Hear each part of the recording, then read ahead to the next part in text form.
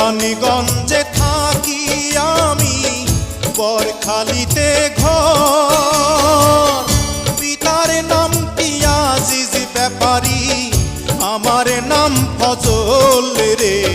প্রাণ জুড়াইছে তোমায় দেইখা রে।